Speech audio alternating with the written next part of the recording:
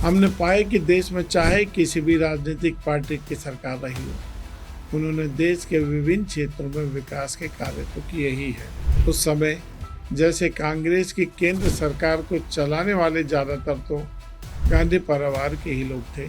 इस समय जहां एक आध जगह कांग्रेस की सरकार बची है, उनको दिल्ली में बैठे उनके हाईकमान उनके माइंडसेट के अनुसार इन सरकारों को कार्य करना पड़ता है।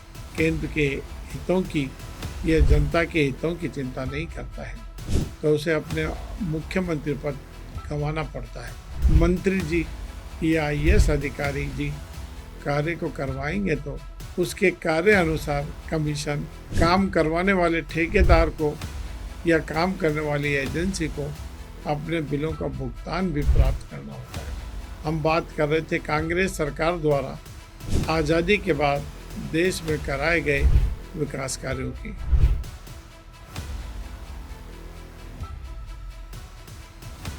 बात आमजन की यूट्यूब के इस एपिसोड में आप सभी को रमेश अग्रवाल का नमस्कार। दोस्तों, पिछले एपिसोड में हमने हिंदुस्तान की आज़ादी 1947 के बाद से 1974 तक देश में रही कांग्रेस के विभिन्न प्रधानमंत्रियों के नेतृत्व में उस समय की कांग्रेस सरकारों द्वारा जो विकास कार्य हमारे देश में किए गए, उन विभिन्न विकास कार्यों का एनालिसिस हमने पिछले एपिसोड में किया। हमने पाया कि देश में चाहे किसी भी राजनीतिक पार्टी की सरकार रही हो, उन्होंने देश के विभिन्न क्षेत्रों में विकास के कार्य तो किए ही हैं और सरकार चलाने के लिए देश में विकास कार्य करने भी पड़ते हैं। कांग्रेस की जगह यदि अन्य किसी पार्टी की सरकार आज़ादी के बाद देश में बनी होती तो कार्य तो वह भी करती। ये अलग बात है कि कोई आदमी अपनी कार 60 से 70 किलोमीटर प्रति घंटे की रफ्तार से चलाता है और कोई आदमी 100 से 120 किलोमीटर की रफ्तार से कार चलाते हैं, लेकिन चलाते दोनों ही हैं। दूसरा डिपेंड करता है कि सरकार का प्रमुख कौन है, उसका देश और जनता के प्रति माइंडसेट क्या है। इस माइंडसेट पर ही सब कुछ निर्भर करता है।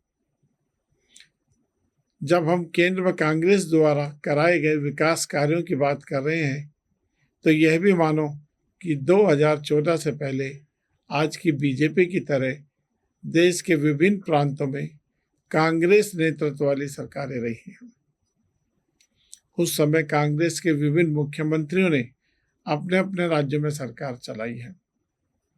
उस समय जैसे कांग्रेस की केंद्र सरकार को चलाने वाले ज़्यादातर तो गांधी परिवार के ही लोग थे या उनके चहेते उस समय की केंद्र या विभिन्न राज्य सरकारों को चलाते थे। और यह सर्वविदित सत्य भी है, उस समय गांधी परिवार की प्रायोरिटी किस विषय या किस कार्यक्रम या किस योजना को लेकर है, इन्हीं सब विषयों का ध्यान रखकर विभिन्न राज्यों में उनकी राज्य सरकारों के मुखिया राज्य और केंद्र के काम करने वाले ब्यूरोक्रेट्स काम करते थे और काम करते रहेंगे। और इसी प्रकार विभिन्न राज्यों में इस समय जहां एक आध जगह कांग्रेस की सरकार बची है, उनको दिल्ली में बैठे उनके हाईकमान उनके माइंडसेट के अनुसार इन सरकारों को कार्य करना पड़ता है। मित्रों, अब यह हाईकमान की परंपरा कांग्रेस से भाजपा में भी बिल्कुल हूबहू ग्रहण कर ली है और इसका परिणाम आप कई राज्यों में पर्ची वाले अक्षम मुख्यमंत्री देख रहे हैं। विभिन्न राज्यों की सरकारें चलाने वाले मुखियाओं द्वारा कोई जब अपना एजेंडा या अपने मन का काम उस राज्य में चला देते हैं जो तथाकथित हाई कमानों को पसंद नहीं आता, तो उस राज्य के मुख्यमंत्री, उस राज्य के राज्यपाल और केंद्र की सरकार में बैठे हुए मंत्रियों को भी अपने पद और प्रतिष्ठा खोनी ही पड़ती है। जैसा कि आज भाजपा की केंद्र सरकार के कई केंद्रीय मंत्रियों को अपने पद खोने पड़े हैं। कई बार इसका अपवाद भी हो जाता है कि केंद्र का नेतृत्व कहें या हाईकमान ईमानदारी, समर्पण और जिम्मेदारी से कार्य कर रहा है, लेकिन राज्य का नेतृत्व अर्थात वहाँ के मुख्यमंत्री अपने हाईकमान के या केंद्र के हितों की या जनता के हितों की चिंता नहीं करता है, तो उसे अपने मुख्यमंत्री पद गंवाना पड़ता है, क्योंकि राज्यों के मुख्यमंत्रियों को यह सत्ता अपने हाईकमान की मेहरबानी पर ही मिली होती है। उधर हाईकमान की नज़र टेढ़ी, इधर मुख्यमंत्री जी का काम तमाम। मित्रों, ज्यादातर राजनीतिक पार्टियों का अपने अपने राज्यों में सरकारें चलाने का यही सर्वमान्य तरीका है। इस एपिसोड में हम बात कर रहे थे कांग्रेस सरकार द्वारा आज़ादी के बाद देश में कराए गए विकास कार्यों की। मित्रों, हो सकता है आप मेरे विचार से सहमत ना हो, लेकिन मेरा थोड़ा बहुत राजकाज का अनुभव है और कुछ लोगों से सुनकर और देखकर अनुभव आता है। वो यह है कि अगर आप कोई भी विकास का काम नहीं करेंगे तो खाएंगे क्या। यह फार्मूला अपने घर, परिवार और देश को चलाने में भी काम आता है। अगर आप कोई भी कामकाज नहीं करेंगे तो कैसे अपने परिवार को चलाएंगे। इसी प्रकार मित्रों, अगर आप देश में, राज्यों में जिन लोगों के पास सरकार का नेतृत्व होता है, जिस जिस स्तर पर विभिन्न विभागों का उनके विभाग में मातहत आने वाले राज्य कर्मचारियों की अपने अपने विभाग में कार्य करने की जिम्मेदारी होती है, उसमें चाहे छोटे मोटे कार्य अथवा जन कल्याण या कहें पब्लिक के लिए किए जाने वाले विभिन्न बड़े बड़े कार्य हों, जब सरकारी बाबू, मंत्री जी या आईएएस अधिकारी जी कार्य को करवाएंगे तो जिस जिस स्तर पर जितना जितना उसके कार्य अनुसार कमीशन या कहें सेवा बनती है, वह उन सबको बिना किसी हील हुज्जत के मिल ही जाती है। क्योंकि काम करवाने वाले ठेकेदार को या काम करने वाली एजेंसी को अपने बिलों का भुगतान भी प्राप्त करना होता है। सरकार किसी भी पार्टी की आ जाए, पर इस राजकाज की तयशुदा तरीके में कोई फर्क नहीं पड़ता है। और जो ठेकेदार या व्यक्ति इस तयशुदा सर्वमान्य हो चुके भ्रष्टाचार के फार्मूले पर नहीं चलता है, वो इस सिस्टम से बाहर हो जाता है। और कभी कभी तो आप और हम इस भ्रष्टाचार के कारण ठेकेदारों और व्यक्तियों की आत्महत्या की घटनाएं भी सुनते हैं, अखबारों में पढ़ते हैं। तो मित्रों, हमारा ये कहना कि विकास कार्यों या पब्लिक के कार्य नहीं करेंगे तो खाएंगे क्या, मेरे हिसाब से बिल्कुल सही है। सरकारें कितनी भी बदल जाए, पर सिस्टम नहीं बदलते।